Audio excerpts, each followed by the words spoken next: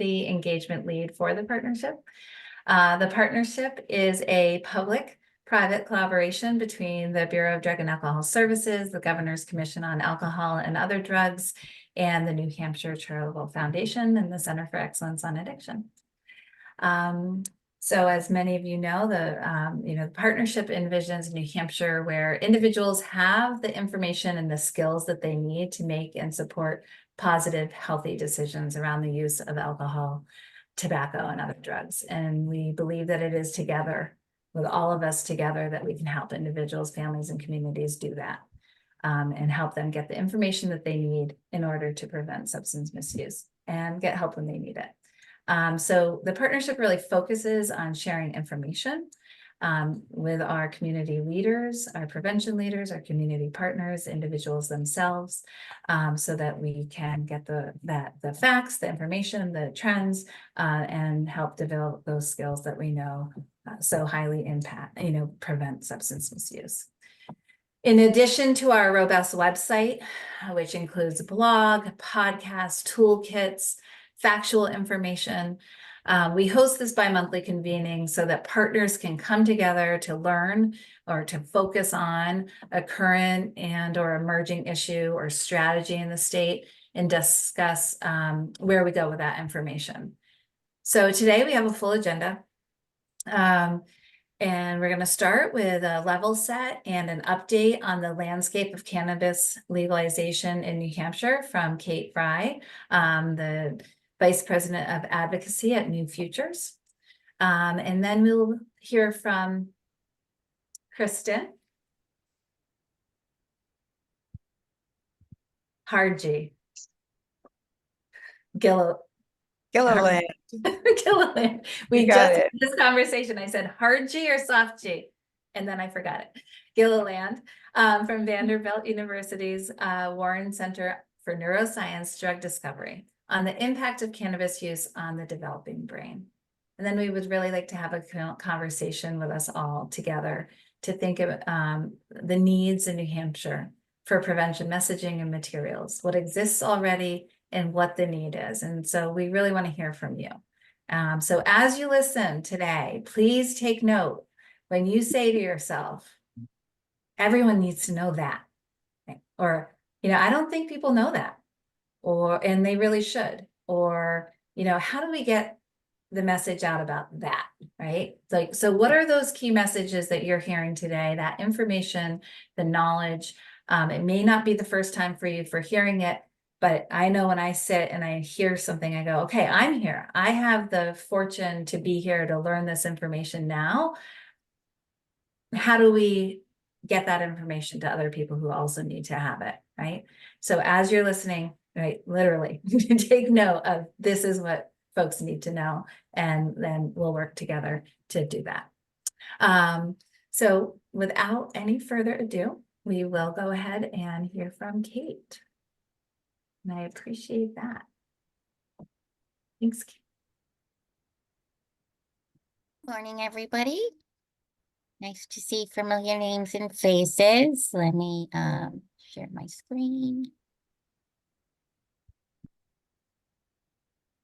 Okay, can everyone see this okay? Is that a yes? Okay, sorry, I had just blank screens for a minute. Okay, great. Just move some things around. Okay, well, it's great to be here today. Thank you so much to the partnership for hosting this webinar as part of your regular meetings. I know that this is a topic of great interest, especially to prevention folks. So I'll do my best to lay out what's going on with cannabis legalization in New Hampshire. Just give you a little bit of background about the landscape right now, why New Futures has gone in the direction of seeking specific principles in any legislation that legalizes cannabis, and then where we stand with the process right now. Okay. See if that works. And that's me. I think Most of you know me, or if you don't, I'm Kate Fry. I'm the Vice President of Advocacy. My main role is working on policy issues through health and wellness policy issues specifically related to alcohol and other drugs and public health. And we do that by working with advocates like all of you to empower folks to speak up and make changes at the State House. So again, with New Futures, we work on many different buckets. As I've highlighted, these are the two issues that I work on and are directly related to cannabis legalization issues that I'll talk about today. But I think most of you know we have our fingers in a lot of different work. So we're really pleased to work with all of you on many issues. So just very quickly, I think people know the landscape and ignore this map because it's outdated at this point. I think this is when maybe there were over, maybe 17 states that have legalized. We've actually moved that number up. I think they're in the 20s. I think I last heard of states who have completely legalized cannabis. But where New Hampshire stands, as many of you know, is an island. The states around us have legalized. You hear a lot when you talk about cannabis legalization about, prohibition. I will just say that, there are very few states that prohibit cannabis outright. I think there's just 2 or 3, Idaho and Kansas. But the landscape has changed drastically over the years with cannabis. And so you have states that do have some type of policy related to cannabis on the books. And so in New Hampshire, we have decriminalized marijuana. This is not legalization. This is just the repeal of criminal penalties associated with cannabis possession for personal use. That's a small amount. 3/4 of an ounce that was signed by the governor in 2017. And that issue is really to get directly to the concerns about someone being arrested and having these criminal penalties over their head. That is something that I think many of us agree should not happen. And so we've moved in the direction of decriminalization a few years ago. We hear a lot about medical cannabis. And so in New Hampshire, we have therapeutic cannabis. Now I think over 14,000 people have therapeutic cards. And again, with therapeutic cannabis, it's not a prescribed drug, at least at this point. It is, the law allows providers to certify patients who have certain qualifying conditions to have a medical cannabis card, therapeutic cannabis card, where they can then go to the alternative treatment center and purchase cannabis for that condition. What we don't have is all and out legalization. And just to talk about legalization so people understand the terms, there's the non-commercial model. And that really doesn't, what that does is legalize cannabis for use and possession and in some cases cultivation. But it does not set up a commercial market. Right now, there's no state that just has a non-commercial model. Vermont was non-commercial for a while, but they have commercialized their retail market at this point. And then you have the full commercialization model, which is private industry allowing to produce, supply, sell cannabis. And so as we don't have this law right now, this is what the discussion is all about, is having a commercialized model of cannabis legal in the state of New Hampshire. And so I'll be quick because many of you may know this.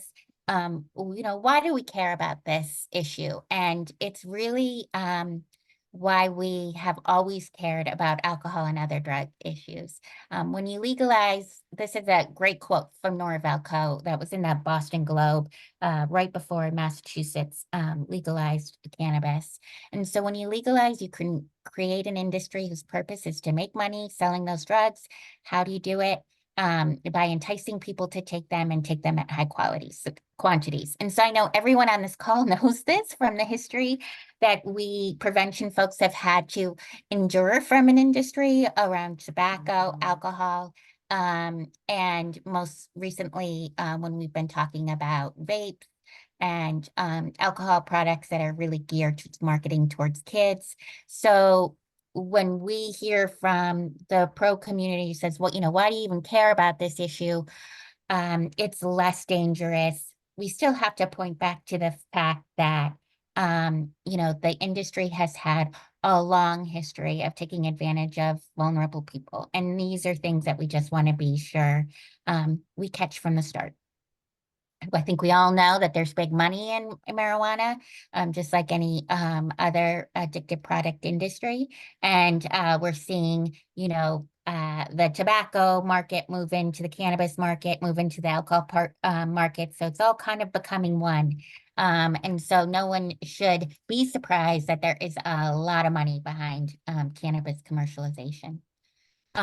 So one thing that New Hampshire did was a few years ago, say, okay, if the state is going to move in this direction, what are the issues we really need to be aware of from the states that have gone ahead of us? And unfortunately, maybe didn't get the policy right from the start. So where do we need to get the policy right?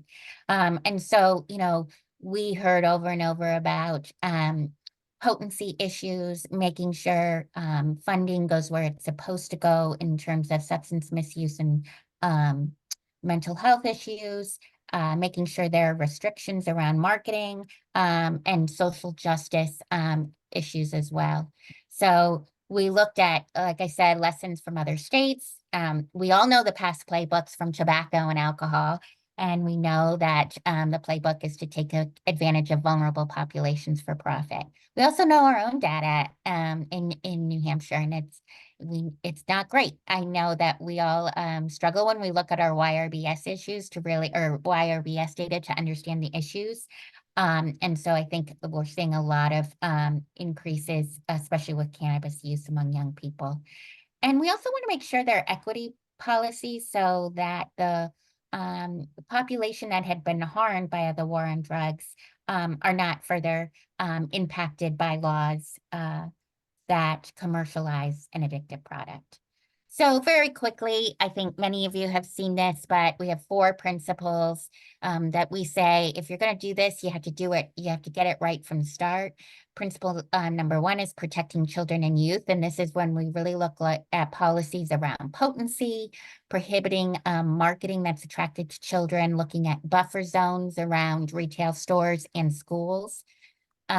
We also want to make sure we promote social justice opportunities for equity.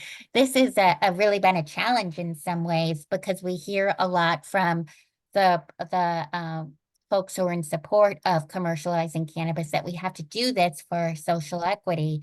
But when you really look at the laws that are, or at least the bills that have been presented in the past, there was very little on social equity.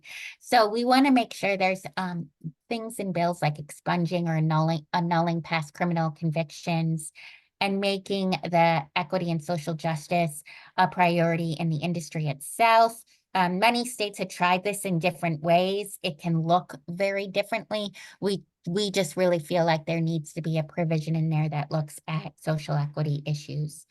And then we also have to protect public health and population health and not roll back some of the, sound public health policies we have in place right now. Public health has to be at the table when creating the laws and the rules. There has to be health warnings like we've worked so hard for with tobacco. And we really have to inform groups of the risks as well and extend smoke-free air restrictions to smoking and vaping cannabis. And then for those of you who are in New Hampshire and in the prevention community, you know that this is something we have spoke about for the last 20 years. We feel it's absolutely important to ensure funding from any revenue from an addictive product to be directed to reduce harms. As most of you know, we have an alcohol fund law on the books since 2003, of which 5% was supposed to go to prevention, treatment, and recovery. That just recently got fully funded and not diverted elsewhere. So it's been a battle for 20 years. So we want to make sure we get it right from the start as far as directing the revenue for substance misuse, prevention, treatment, and recovery, mental health issues, and making sure we get ahead of the game as far as social or mass media campaigns. So I'll just talk very briefly about the history. I think many of you know this as well. Historically, the House of Representatives have passed legislation in large margins legalizing cannabis probably since 2020, whether that's in the non-commercial model or in the commercial model. The Senate has traditionally opposed legalization, but the makeup changed in 2023, which opened the door to the possibility of a bill passing in the Senate. So that's when really conversations started to get much more directed about what would need to be in that law, how senators would maybe consider passing it. We all know that the governor, who's very strong on prevention, had opposed, although he had passed and signed therapeutic cannabis bills and decriminalization, he really was steadfast with his opposition in legalization. But in May 2023, he did change his position. I think it was the day after the Senate voted down the bill for legalization last year. But he had really defined safeguards that he wanted in any law that comes forward. So he wants the state to have control over the distribution and access, which is really how we do alcohol. So, we are a control state with alcohol, so it does make sense that we try to attempt the same model for cannabis. It's a little more complicated because cannabis is illegal at the federal level, but there are ways you can approach that. And many of his other guidelines here were very similar to ours as far as keeping marijuana away from kids, buffer zones, prohibiting marijuana miles. So all of these, his guidelines came out and started to change the conversation. So here we are, it's 2024, it's like Groundhog Day, and we're having these same conversations. So the bill that was introduced this year was a House introduced legislation regarding, the number is House Bill 1633. And this was really a free market model that was introduced this year. There was a lot of work done last fall on a study commission to try to create a state-run model.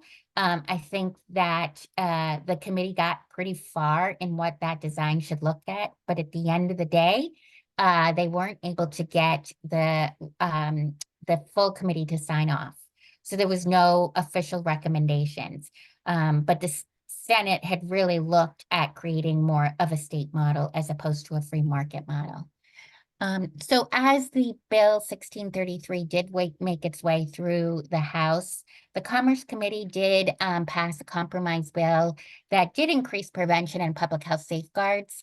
And I think that was to try to attempt to get it over the line in the Senate. However, it was still more of a private license model. That passed the first time, 239 to 141 in February. Anytime there's a large fiscal impact like there is on this bill and there's revenues involved, that always goes to the second committee. So it was then sent to House Finance to review the financial policy.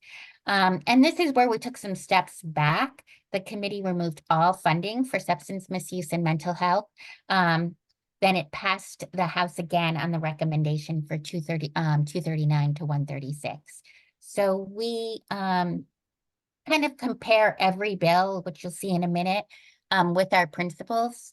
So we were getting a little bit closer with the bill that came out of the House the first time, but then, as I said, took steps back with the Finance Committee recommendation. So this is the present day. HB 1633 was introduced to Senate Judiciary. The public hearing was held last week. The committee is deliberating it as we speak. And then a vote is expected on May 9th. And then on to the full Senate. We do know that behind the scenes, there's a lot of work on amendments to try to kind of in many different areas. But the main attempt is for the Senate to have an amendment that moves again to the state model, away from the license model. And so we are watching any amendment that comes out to compare that to our principles. After we see what the Judiciary Committee does, it will then go on to the Finance Committee, just like it did in the House, and then it will also have the second vote.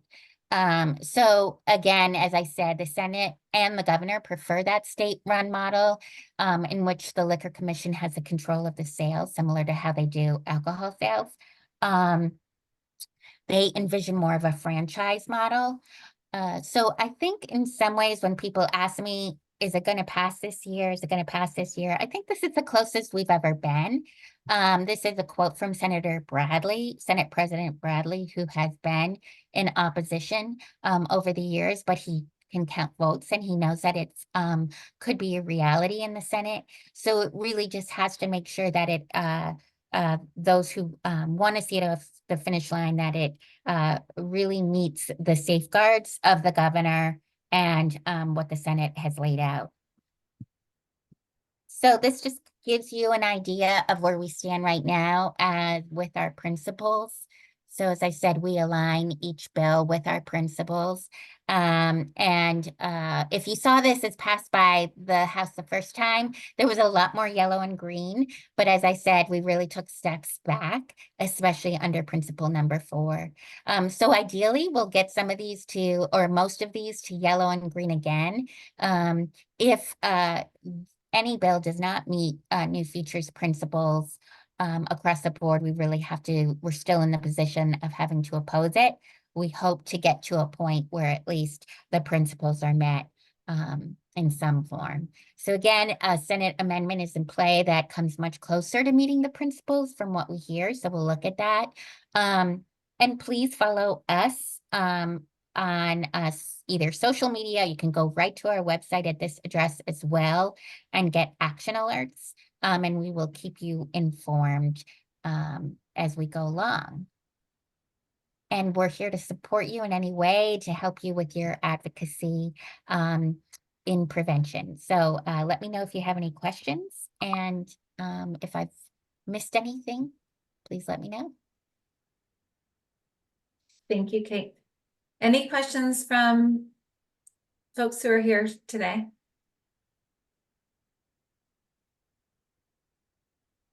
I guess I have a question, which is, so is there an opportunity at this time for advocacy? Yeah, there absolutely is. So in that link that I had, and also if you sign up for our action alerts, you should receive action alerts from us. Right now, the ball is in the court of the Senate Judiciary Committee. So if you go to that link, it'll actually take you right to a link that can help you form an email to send to that committee and let them know that the principals, it really does a nice job of already laying out what we want them to do. In this very case, we really need the funding back in. So any model they consider has to have funding to go towards substance misuse. So I really encourage calls, emails to the Senate Judiciary Committee at this point. Okay. And I'm not, I thought that that closed on the 25th, but maybe that's not accurate.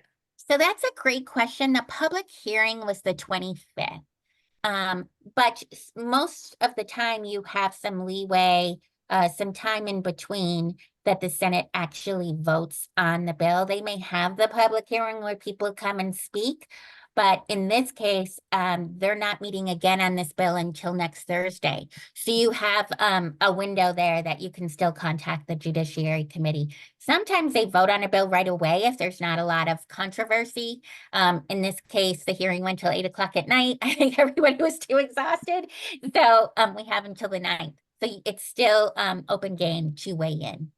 Okay. And then the next step would be the full Senate. If they pass it, then it would be the full Senate and contacting probably your representative. And then in that case, you would move it to contacting your own senator. So right now is kind of a great opportunity because by contacting the committee, it allows you to go beyond just your senator because they're the folks that are voting on the bill right now. And just to clarify too, because this is a tricky one for folks, anytime there's a financial element to it, it goes to the Senate, full votes in the Senate and in the House twice, because the first committee in Judiciary, they're looking at the policy components only.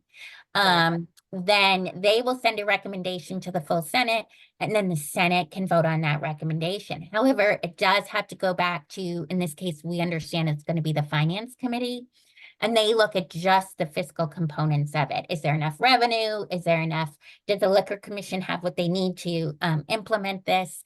And that's where you have to really fine tune your comments more just to the financial issues. But there is another bite at the apple regarding funding issues. And then it goes back to the Senate once they have a recommendation from the Finance Committee.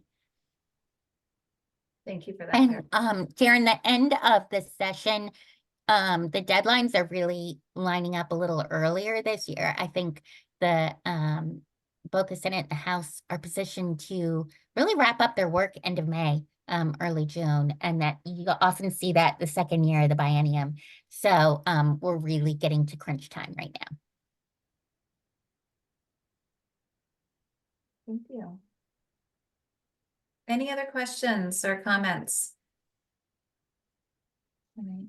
When it comes time for that second round, that second bite at the apple, Kate, in terms of the finance piece, the economics, do you put together messaging that would be helpful for partners to know? Because that's information I don't think a lot of people just have readily available. Yeah, so we've kind of already done that even in this bite of the Okay. apple, because the biggest issue for us right now is the fact that they have redlined any funding to go to substance misuse prevention and mental health issues. So any bill that is going to commercialize an addictive product has to have revenue to go back in to address the unintended consequences. So that's been our message throughout, and it will be that way as the bill hits the Finance Committee. However, we will look at what comes out of the Policy Committee, the Judiciary Committee. If we're finding that they have put the funding back in, our message may be a little different as far as keep the funding in. But right now, the message is there's just no way we can have a law in the books that legalizes an addictive products without understanding and addressing the unintended consequences.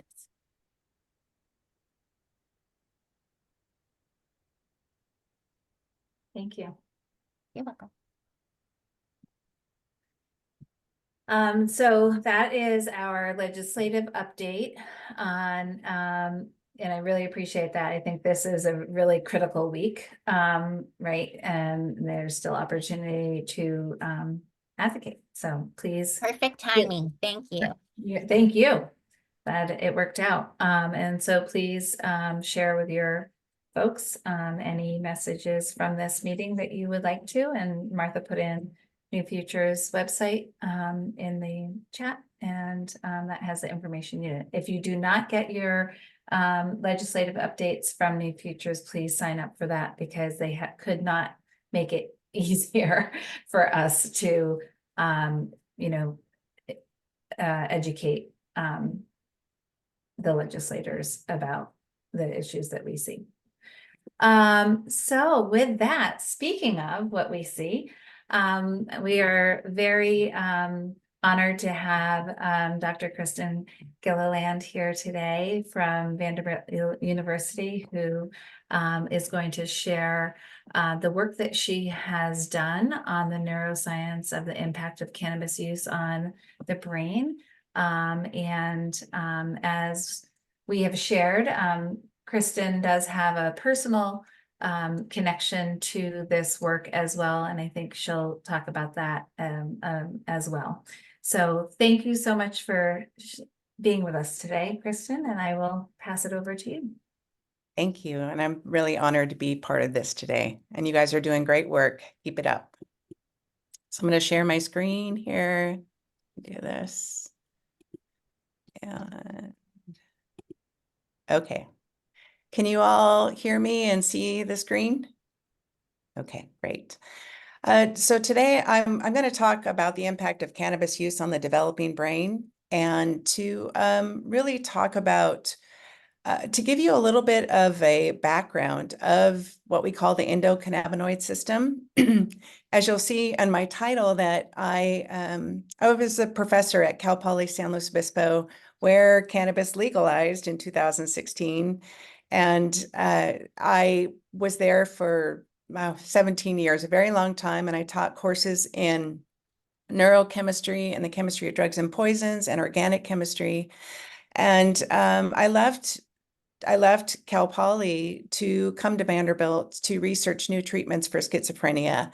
And I have a personal story that I will share with you about that. So the first thing I want to do, and I apologize, many of you might know this, but I think it's for those of you who want to help and get this message out, I think it's important to understand or just to have a good background in what you're speaking about. And so I apologize again if you know this, but this is kind of just little terms about cannabis.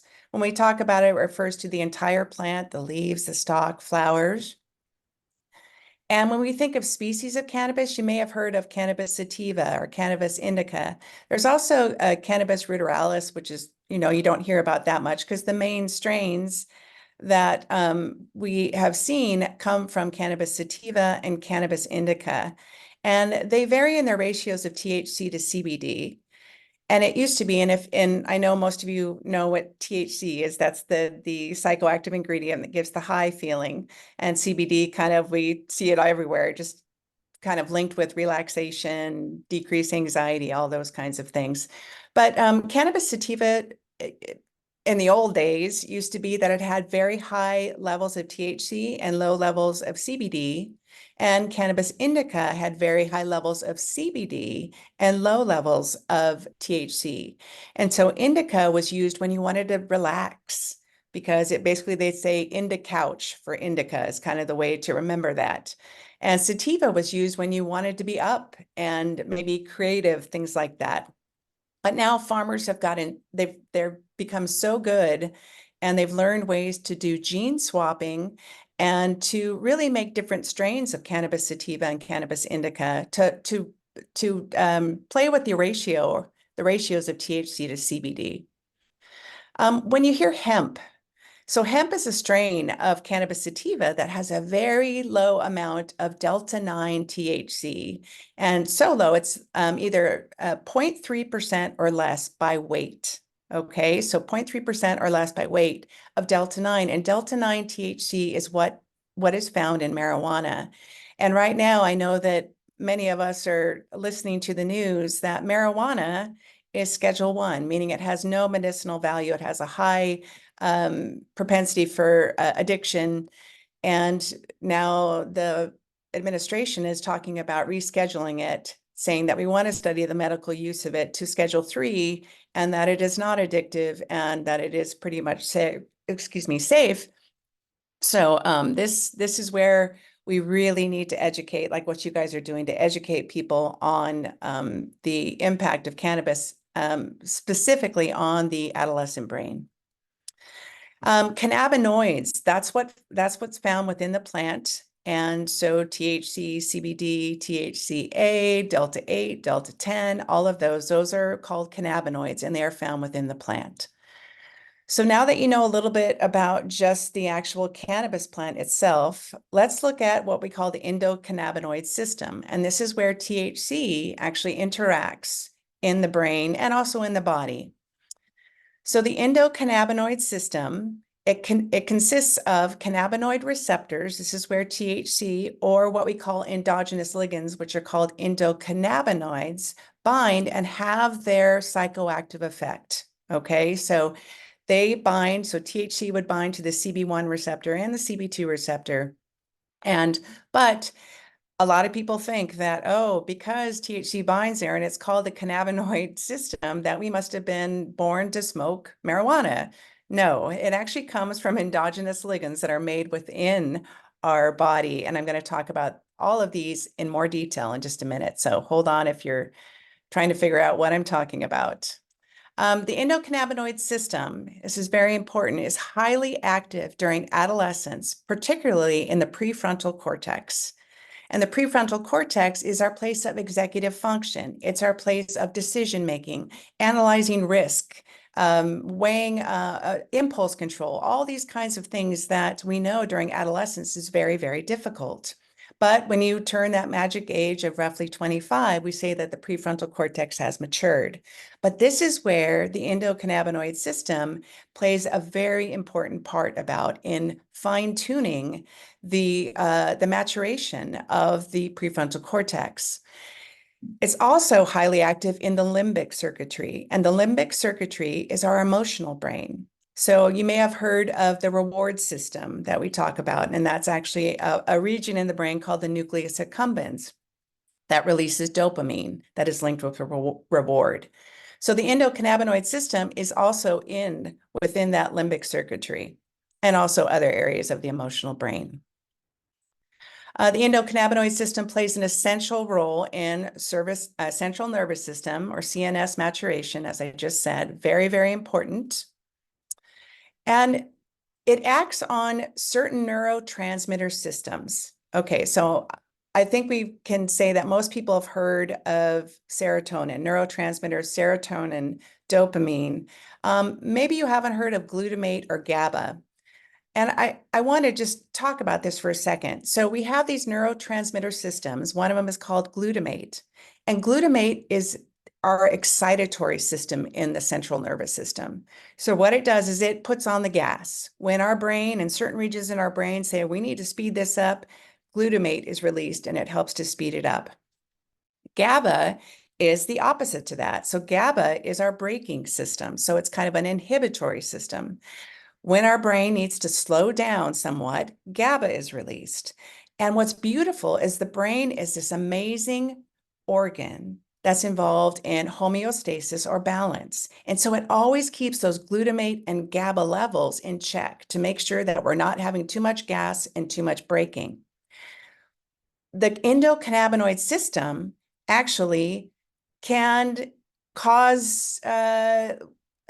actually manipulate these systems. So the endocannabinoid system is actually on these particular types of neurons that release glutamate and GABA.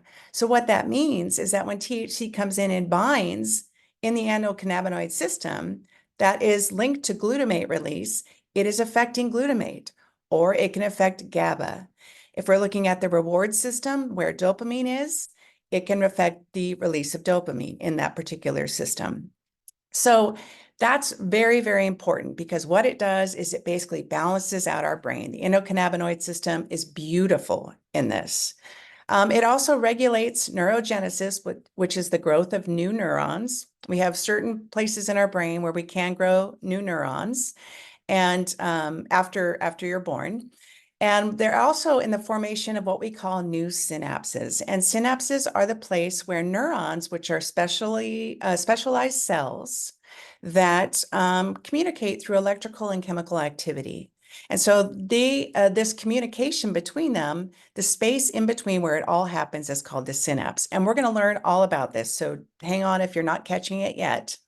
And the last bit that's very important that I want you to understand is that during adolescence, the adolescent brain goes through a process called synaptic pruning, and this is where THC has some devastating effects. So now let's talk about, we said that as far as the endocannabinoid system, we need to learn what the endocannabinoids are, and these are the actual chemicals that are made within our brain, okay, and in our body. And so the reason they're called endocannabinoids, because we remember THC and CBD are cannabinoids, they're endo because endo stands for endogenous, meaning it's produced in the body. Okay, so the endocannabinoids. Now, don't get freaked out if it's been a while since you had chemistry or you hated chemistry or you haven't had any. I'm just showing these just to show you structures so you can compare them. This over here is an endocannabinoid that's synthesized in the endocannabinoid system, and it's called anandamide, or also called N-arachidinoyl ethanolamine, or we're going to call it AEA, okay? We also have another endocannabinoid that's synthesized. It's called 2-arachidinoyl glycerol, or 2-AG. Okay, so we're going to refer to these as 2-AG and AEA, and I'm sure you're saying thank you very much. But if you look, there's really just kind of slight changes over here on the right-hand piece and of these molecules. So when we look at these endocannabinoids, they're a family of lipids. So they come from fats and they bind to the cannabinoid receptors that are called CB1 and CB2 in the body and in the brain, and they elicit a biological response. And so I said, when they bind, they could stop the release of glutamate, the excitatory neurotransmitter. They can stop the release of GABA, the inhibitory neurotransmitter. They can stop the release of dopamine. They can do all of these things. This is very, very important to understand. These endocannabinoids are synthesized on demand. What that means that if all of a sudden the brain goes, okay, we have too much excitation going on in this region of the brain, we need to step on the brake. Then they say, okay, endocannabinoids, go ahead, be synthesized now. And then they go bind to the receptor to tell that neuron, stop releasing glutamate. So this is very, very important. They're made on demand. So what they do is they regulate the communication between neurons. As we said, that's within the synapse kind of in most neurons, but I'm going to show you that they're a little specialized. And they also play a role in synaptic plasticity, which is neuroplasticity. So neuroplasticity, I'm going to show you a little video to help explain that in just a second. So we talked about the endocannabinoids. Now we need to look at the cannabinoid receptors. So as I said, there's CB1 and CB2. CB1 is the one that actually gives the psychoactive effects when THC, the psychoactive ingredient in marijuana, binds to it. And so CB1 is the primary receptor in the brain of the endocannabinoid system. So if we look over here, all these yellow dots here represent CB1 receptors. So this right here would be your prefrontal cortex and your cortex.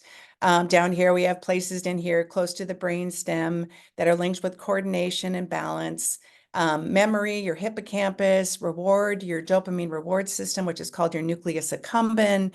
So we have all these regions in here that have CB1 receptors. I want you to imagine that when THC comes in, it can flood all of these receptors, right? And change the communication within those areas of the brain.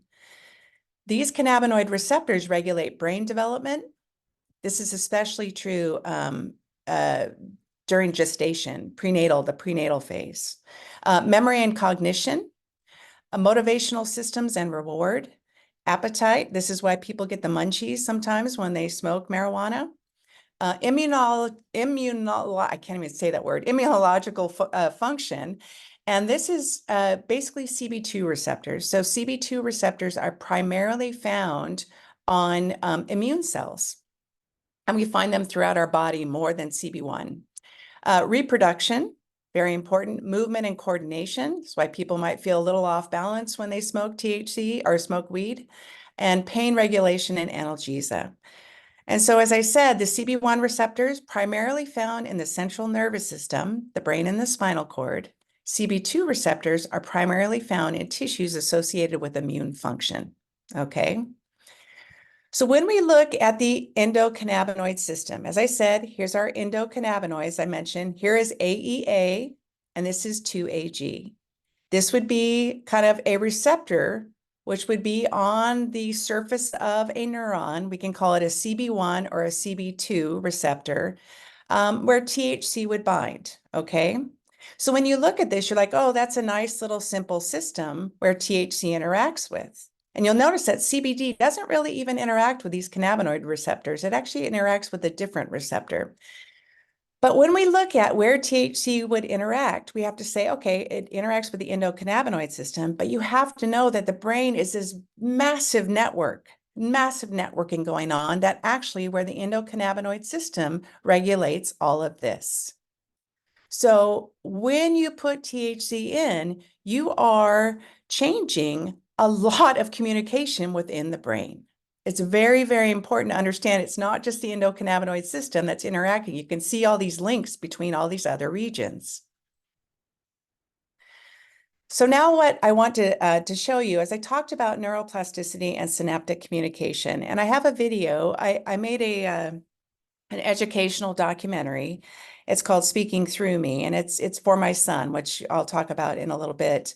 But this is, I wanted to teach kids about how their brains communicate the beautiful, amazing capabilities of their brain and what the impact of substance use and stress has on that development. So this is a little segment, so humor me here, but you're going to see some cool animations.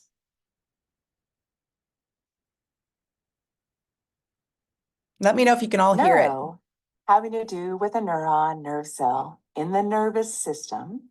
Plastic means it can be shaped or changed or molded. Neuroplasticity is the ability to reorganize the connections in your brain based upon your thoughts, lifestyle, and environment. A perfect example of neuroplasticity is learning how to ride a bike or play a musical instrument.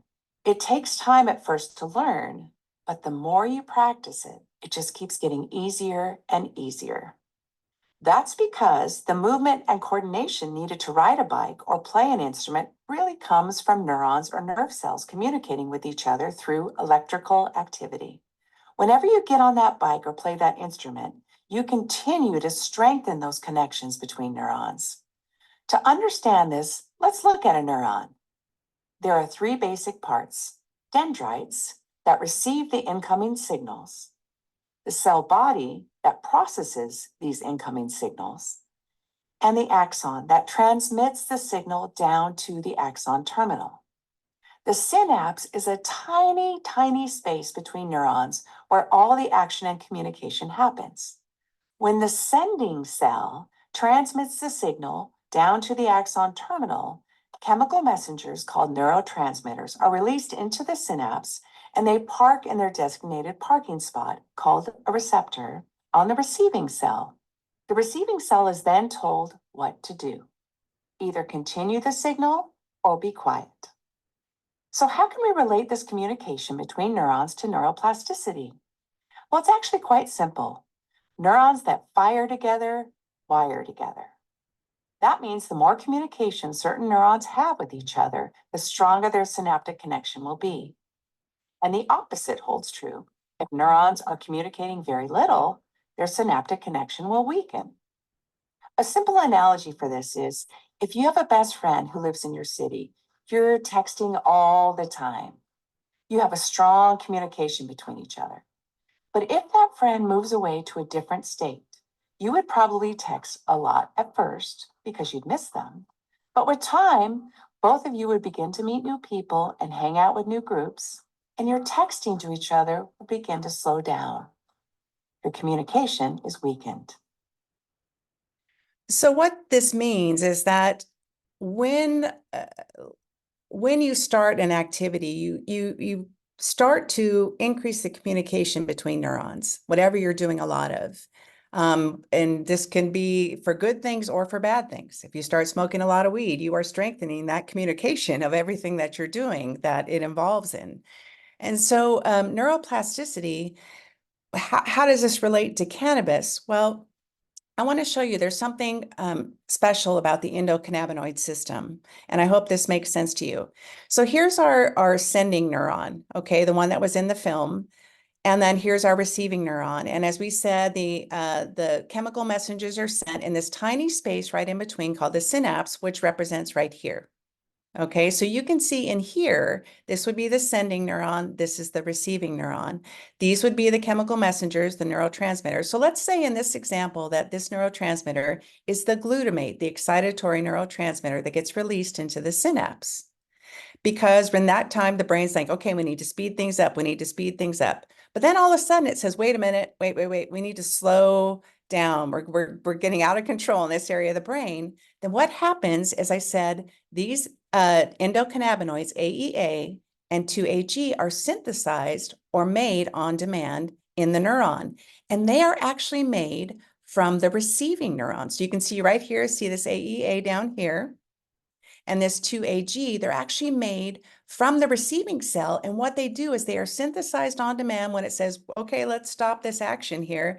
They will go up and bind to the sending cell's CB1 receptors. So the CB1 receptors are right here, and they bind. And when they bind, it says, stop releasing this neurotransmitter. We need to stop this action. Okay.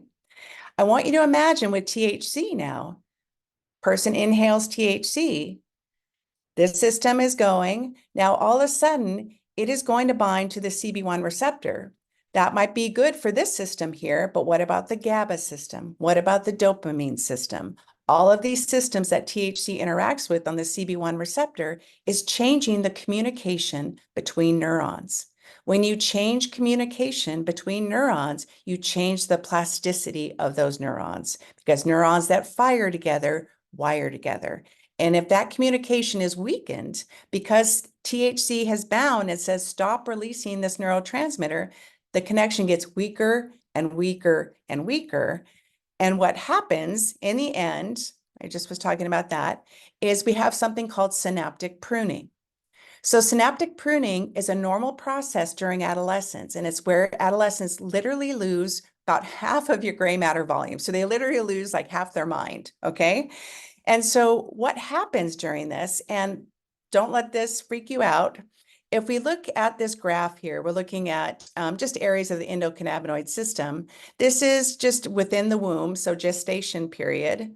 You're born, these are all just neurons. You're born with an abundance of neurons, so many neurons and so many connections, because the brain's like, let's see what sticks. What do I need to do to actually develop properly and efficiently? But when you start getting into adolescence, what happens is all of a sudden you'll notice here, we have a lot of neurons here, and then they start spacing out a bit. We don't have as many neurons. And you're like, what is going on? Well, this is a completely normal process, because what the brain is doing is it's looking at, okay, we need to get to this segment right here. But we can go straight, or we could go around and then down, or we could go around and down this way and get to that segment.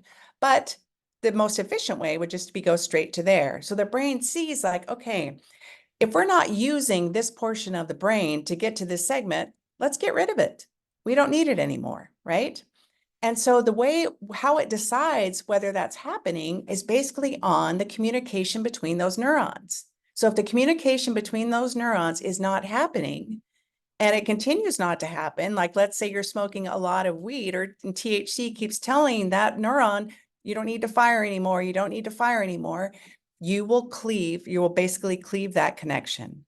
And so let me show you this is a little video on synaptic pruning, and hopefully this will make a little sense to you.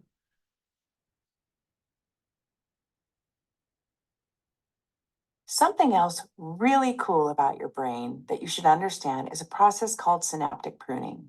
Synaptic refers to the place of communication between the neurons, the synapse, and the pruning means to cut away. For example, when a tree gets pruned, the dead or weak branches are removed so they don't steal water from the strong branches of the tree. That way, the tree will remain healthy and continue to grow and thrive. This is what your brain is doing with weak or unused synapses right now. In other words, your brain is finding ways to become more efficient for you. You may have heard this phrase, use it or lose it. This is the time to think about that phrase. Really ask yourself, what would I like to get better at right now and keep doing as an adult? Maybe it is a subject in school you really enjoy learning about, or a sport, drawing, painting, or playing an instrument. Or how about really working on being kind to yourself and practicing being more in the here and now? Because now, with this synaptic pruning, is the time to do it. So now let's look at cannabis, and we'll finish the last step. And I know I'm running a little bit behind. Am I okay? I'm sorry. We've probably about 10 minutes. Okay, yes, okay, so I apologize for that. No. So when we look at marijuana, as I said, Delta-9 is the main component of marijuana that gives the high feeling. We know that CBD has come through kind of the more relaxing. It's found to treat epilepsy, anxiety, and actually opioid withdrawal symptoms now it's been used for in clinical trials.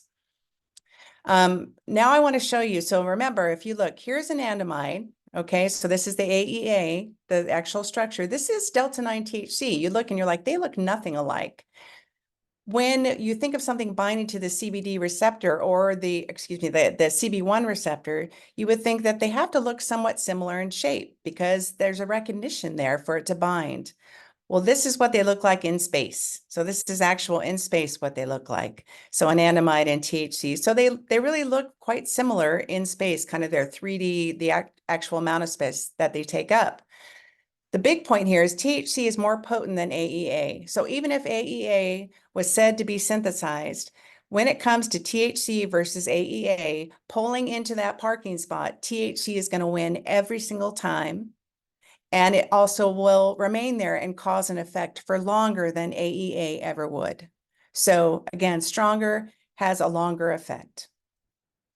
Just to remind you again, so now you would have the AEA where it says, oh yeah, you got to make it, come in, bind to the CB1 receptor. THC is waiting here and just slips into that parking space, and AEA can't bind. It stops this communication. All right. We know that the concentration of THC has increased. And so looking at, here's the blue line is CBD, we can see it's actually gone down as far as concentration within the plant in cannabis samples. The concentration of THC in red has continued to go up, and now we've seen levels as high as 22% in the flower. And if we look at some of the concentrates, 99% THC. My big message to kids is when I go out is what high potency marijuana is, because if they're going to use greater than 10% THC, that's where you start to see some very devastating changes within the brain. And so Delta 8 THC and Delta 10, excuse me, this should be Delta 10. That's a mistake on my part. We know that there's very little research that's done on their side effects and the benefits of them in humans. They are actually made from CBD because there's not much Delta 8 or Delta 10 within the cannabis plant. So they're actually synthesized from CBD. They can get from the hemp plant. And when I say them, I'm talking about kitchen chemists, usually, who are making this to produce it. They treat it with acid and a catalyst, usually an acid catalyst, and a solvent, which is usually toluene, is model glue. And what they make is they make a little Delta 9 THC found in marijuana, and they make a little Delta 8, or they make actually a lot of Delta 8 and a lot of Delta 10. And the only difference is where this double line is, where this purple is. That's the only difference in the structure between them. So this is Delta 9 and Delta 8 and Delta 10. And so the only regulation that is on there, the only regulation based on the state is that that when you sell Delta 8 or Delta 10, that it does not have more than 0.3% Delta 9 THC, only regulation. And so there could be tons of contaminants, things that are very dangerous. You could have toluene left in there, a little bit of acid. So very, very scary. And again, as we saw in Kate's presentation, they're targeting kids with these. Some of the studies on cannabis, we have now a drastic increase in what's called cannabis hyperemesis syndrome, particularly in places where it's legalized for recreational use. And this studies in cannabis have shown, so this is after long-term use of cannabis. So people who have been using most likely have cannabis use disorder or addiction, severe vomiting, nausea, stomach pain, and dehydration. Doctors call it scromining because they come into the emergency department and they're screaming and vomiting at the same time because it hurts so badly. In Canada, over 7.5 years, the amount of people coming in with cannabis hyperemesis syndrome is increased 13-fold. The largest increase was shown in 2020 to 2022 when commercialization happened. Now looking at as we said, recent studies on cannabis use. So as I mentioned to you, and all of these, I have references, and these are all from very highly reputable journals within the past couple of years. And they're peer reviewed, meaning that experts in the field review them to make sure that the message out there is accurate. That endocannabinoid production is pivotal for correct processing of different brain functions, such as higher order cognition, memory, reward, mood, and stress sensitivity. All right, highly needed. Cannabis use disorder was found to be associated with severe depression and bipolar disorder as well. So this is in JAMA, the Journal of the American Medical Association. If you haven't seen the Huberman Lab, he has a wonderful 2 episodes on cannabis. He just came out with one on vaping and adolescence, which is really good. But the more potent the THC concentration, the higher probability of developing psychosis or a major depressive episode or a major anxiety disorder later in life. And we're going to talk about this in just a second. So psychosis, this is something that we're seeing more and more now with adolescents using marijuana. This is what we've seen now in the literature. Overall use of high potency cannabis relative to lower potency, I would say 10% or less THC was associated with an increased risk of psychosis and cannabis use disorder. This is a study that they did, and basically one of the most beautiful things in Denmark is they keep records from the time you're born until the time that you die. So all over, they keep all your health records. And looking at a study of 14 to 19-year-olds who used cannabis and those who didn't, they measured their prefrontal cortex. And if you remember, I talked about synaptic pruning, that your brain should prune during adolescence about 1% or less. Excuse me, about 1% or less. You should prune, and meaning a thinning. So you see a thinning of the prefrontal cortex about 1% per year during adolescence. Well, these kids who used cannabis 10 to 50 times or more during that time period, their thinning of their prefrontal cortex thinned on average 30% more than kids who did not use cannabis. So 30% more, which is most likely due to synaptic pruning, because we're lessening the communication in certain areas of the brain, and it's causing a pruning of those synaptic connections.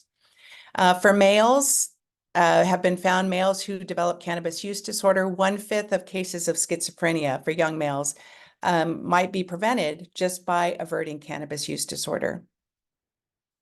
I want to show this. This is looking at adolescent. We can't, of course, it's unethical to use kids and have them go into clinical trials and say, let's look at what happens when you smoke marijuana at different levels. But looking at adolescent rodents, these are rodents that have not been subjected to THC. And this is an area in the brain that's called the ventromedial prefrontal cortex. Just think prefrontal cortex, okay? This is looking at that same region of neurons. So all of these branches right here represent areas of communication, okay? This is after THC for 2 weeks, being dosed with THC 2 weeks in these rodents. And what do you notice about the areas of communication? That they have become pruned. So that's actually losing them. And we found that, disruptions in this region's circuitry in this area of the brain is linked in psychiatric illnesses like schizophrenia. So cannabis-induced psychosis can occur short-term, so while people are under the influence and they have the high effect, but then it can go away. So after the marijuana has left their system. People who experience or seeing things that are not there while they're high are more likely to develop a psychotic disorder like schizophrenia if they continue to use cannabis. And this is something that children need to know. They need to know this. If they've ever had that feeling when they're using cannabis, they continue to use, they are more likely to develop a long-term psychotic disorder.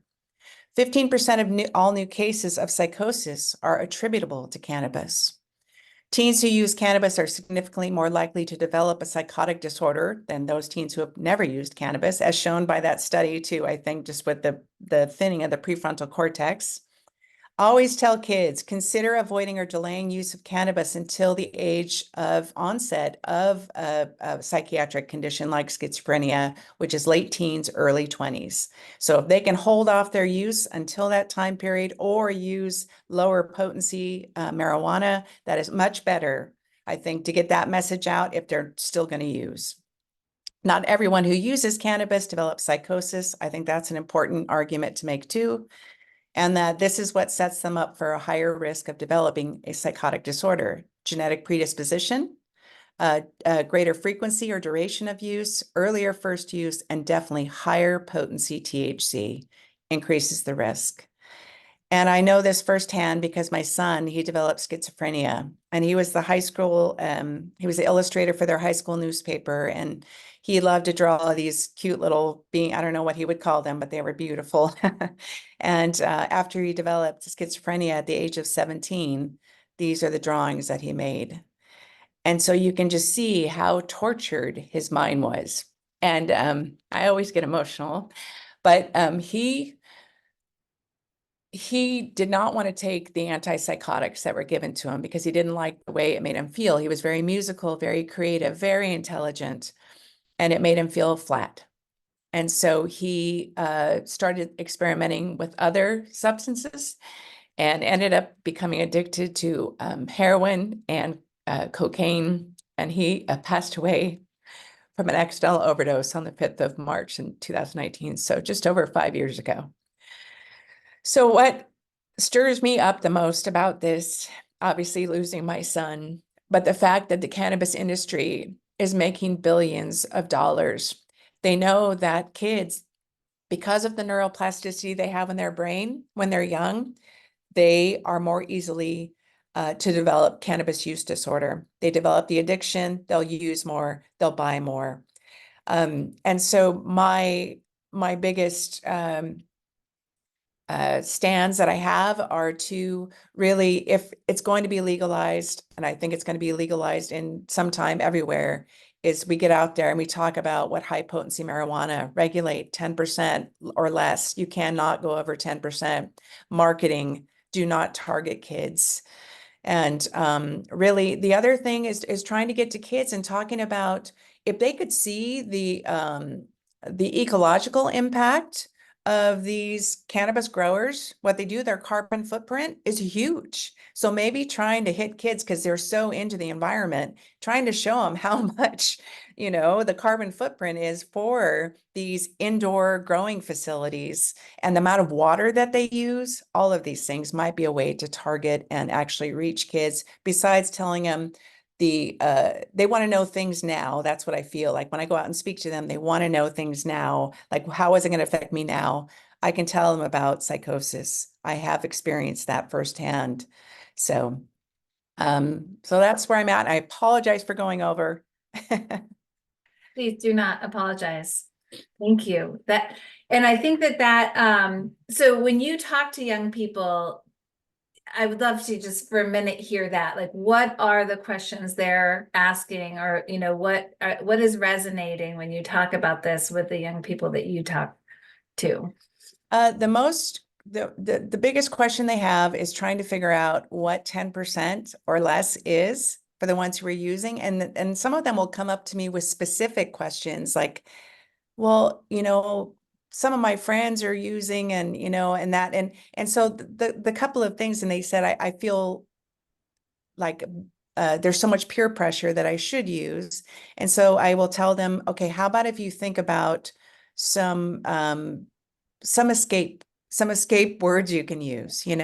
I tell them to put in their phone a code word to their parents. So if they're in that situation, they can text their parents and their parents will call them right away and say, hey, you got to come home, something like that to get out of a situation. But definitely the ones who are using, they will ask me how they could figure out like a gummy. How do I figure out if it's 10% or less? They ask me about Delta 8 a lot.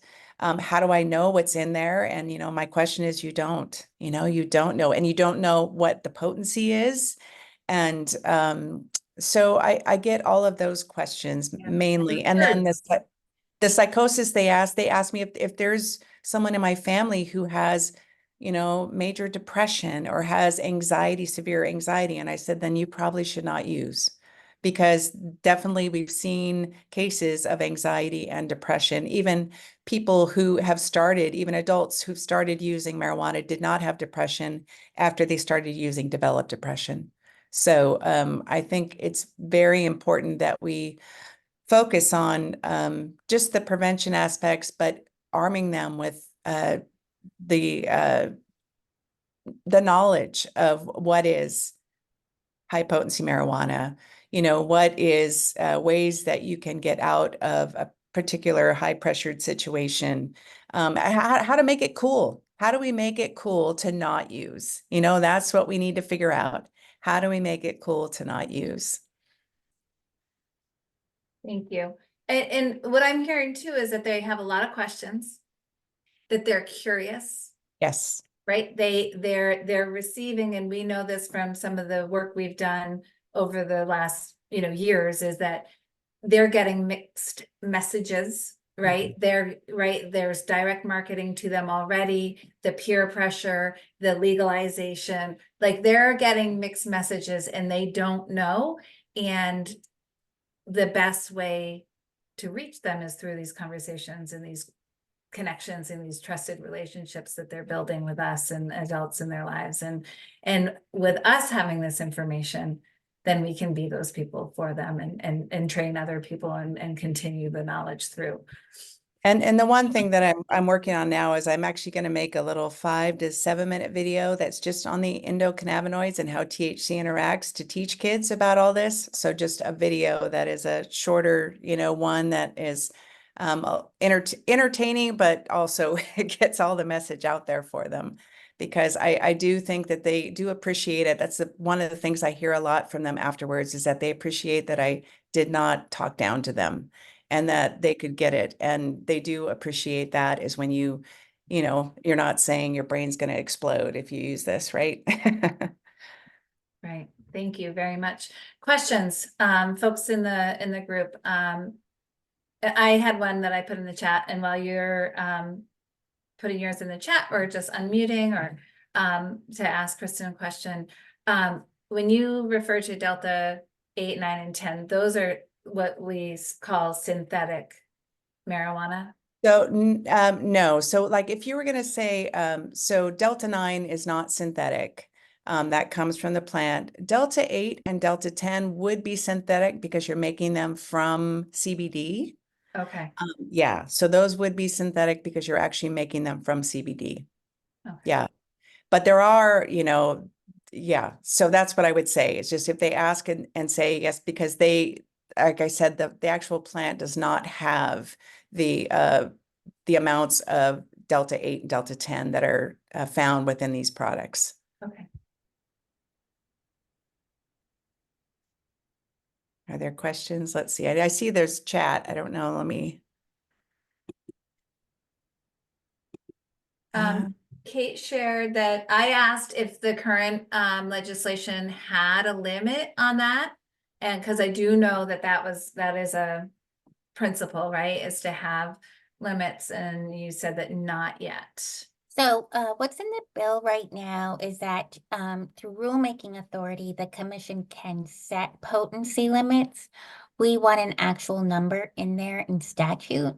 We're right now mirroring the 2 other states that have potency limits for cannabis products, like which is 30%. Wow. At least for the 3 years, and then they can, but we do have to understand that, first of all, the industry hates potency limits. It's virtually impossible to try to get those. The 2 states that did was Vermont and Connecticut, and they are faced every year with legislation to revoke even those potency limits. Do we have potency limits on alcohol? Can you go and buy grain alcohol? I mean, that's a good question. You can certainly buy grain alcohol. I think there's an understanding though of the percentage of that and what that means. Yeah. And I think with the industry, they just don't want to have that discussion on the dangers of these higher potency products. Some things, and Kristen, that was a wonderful presentation. Some things that we are in our principles, our working legislation is directly related to that. And another component of it is making sure there's warning labels, pamphlets. There's also, we have asked that there be, at least for sale in the retail stores, medication lock boxes. That we also heard from other states, don't wait until you legalize to let the public know the harms. Right. Start before you legalize. So that's something we also look for in our in legislation that's based on our principles. So these are all lessons learned, and unfortunately out of really tragic circumstances sometimes. So I applaud you. I think that just the parents, that's one of the biggest problems that I see are, a lot of times I'll go to schools and I'll speak to the kids during the day and then the parents at night. And the parents that are using, and they don't want anybody to take it away from them, you know? And so it's very challenging. We're in just very difficult times when it comes to all of that. And and unfortunately I see within 10 years, this is when it's all going to unfold, when we see a lot of kids who have developed schizophrenia or schizoaffective disorder, all these things. And then they'll say, oh, wow, you know, maybe we should have looked into that a little bit more. But it's just money and power, you know, it really is. Well, I appreciate that. And I think what this presentation has really helped me with, and I really would love to hear from others, and we don't have a time left, but I did say, please put your updates and links in the chat. I see Franklin's giving some updates and Marissa, so please take a look at those and we'll share those out for sure in our follow-up email. But I do want to, you do hear questions and it's not addictive. It isn't connected to schizophrenia. So I think that your very thorough presentation on a level of neuroscience that is exactly why I'm not a neuroscientist, right? But now there is the research, there is the neuroscience behind it. And I think your slides with the poignant research and citations around what we do know can be very helpful for us as we are communicating and doing presentations, and not in a fearful way. But if we know this and we know that I think we say it sometimes, but we don't have the citation, right? So now we have a list of points that are really important to be able to communicate and to answer the questions from curious young people and curious adults, and have the citations to back it up and the research to back it up. So that's very helpful, and I appreciate that really greatly. We will be sharing the slides with everybody, as well as the recording, and